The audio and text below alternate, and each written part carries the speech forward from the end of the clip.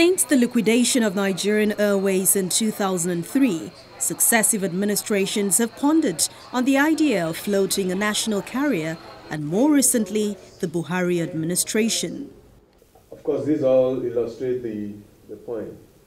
This is one of the topics up for discussion at the MTN Colloquium 2017, and one of the main speakers believes a new national carrier is necessary. Okay. Keep those hands together. Keep jumping. Okay.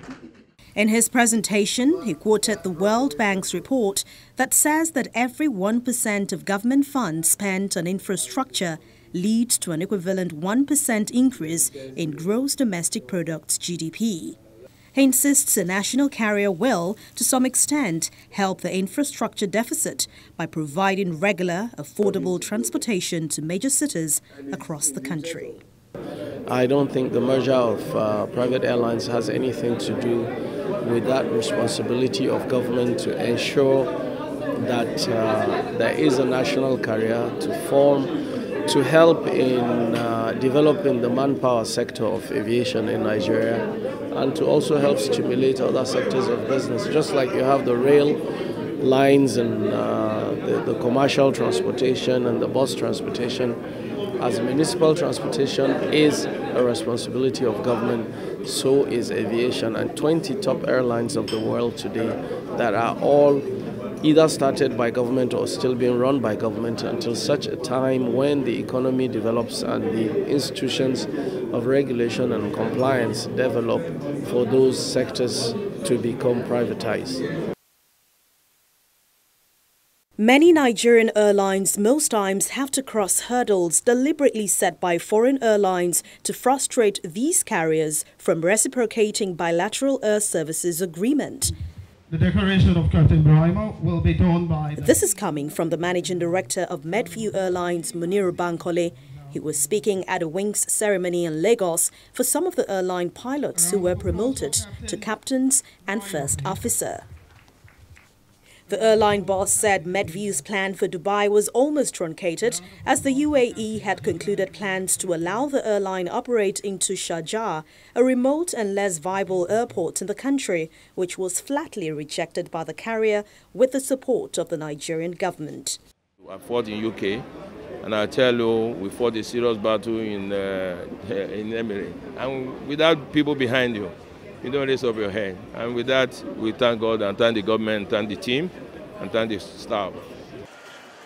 Airport security is often described as techniques and methods used in an attempt to protect passengers, staff and planes, which use the airports from accidental harm, crime and other threats.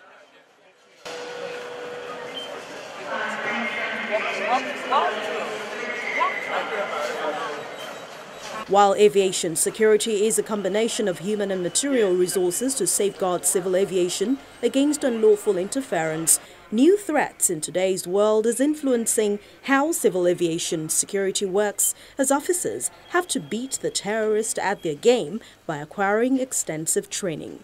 The importance of training cannot be overemphasized. Even when you use machine, no matter how sophisticated the machine is, it is a level of proficiency that will determine how efficacious the machine will be. And equally, no matter how well thought out procedures are, they have to be implemented by well-trained and motivated staff. So training is very, very essential if we have to achieve the aim and objective of aviation security. So the measures and procedures for fighting against this threat must also change. So what we are doing is to make sure that we have in place a time-tested interactive security measures and procedures rather than ad hoc security measures and procedures.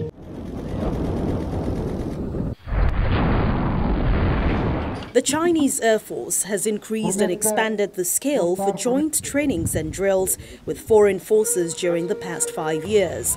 This covers many areas including systematic confrontation, anti-terrorism and military competitions.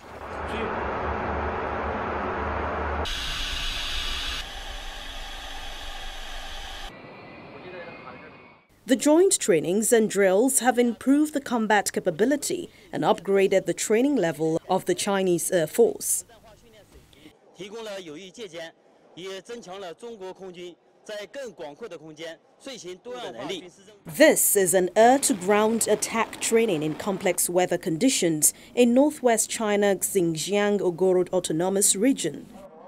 Despite the low dark clouds, along with strong winds and rain, the combat aircraft took off as scheduled and successfully hit targets several hundred kilometers away after breaking constant encirclement by the enemy. We feel that our friendship has improved further because of these exercises. Moreover, because of these joint exercises, we are trained better to face any challenges in the near future.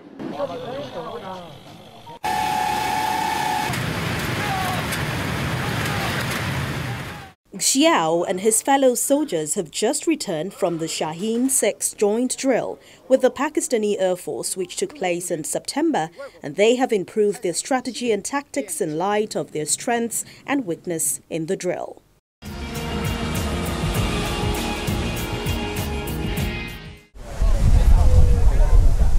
This is the remains of a plane that crashed into the sea shortly before it was due to land at the international airport in Ivory Coast's main city, Abidjan. The crash happened during a storm with heavy rain and lightning.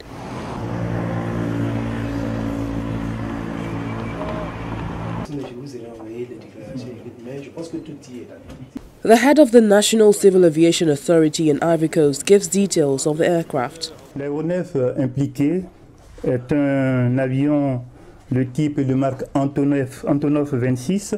The Aero 9 is an Antonov 26 plane registered in Moldova, chartered by the French Army in the context of the Barkhane operation.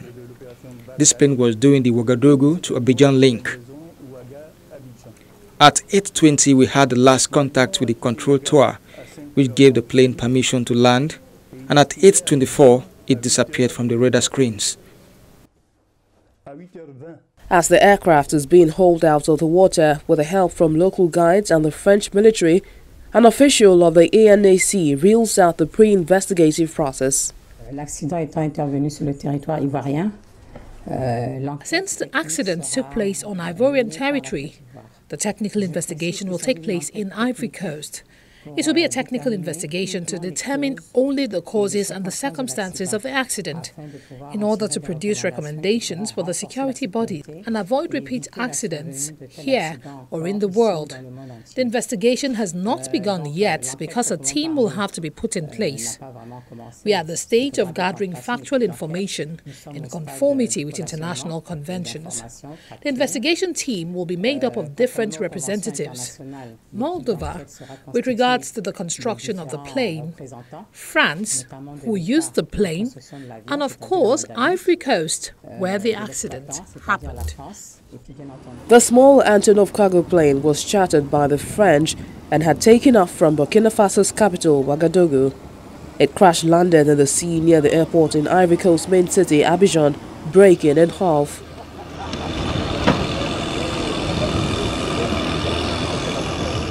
Away from the Ivorian crash to Russia, where helicopters have been deployed to quell a market fire. The specially equipped helicopters had to dump water on the construction goods market on the northwestern edge of Moscow. 3,000 shoppers and staff were evacuated from the market and no casualties recorded.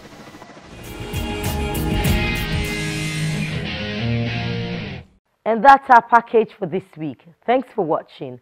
I'm Bukola Jo Oketumbi.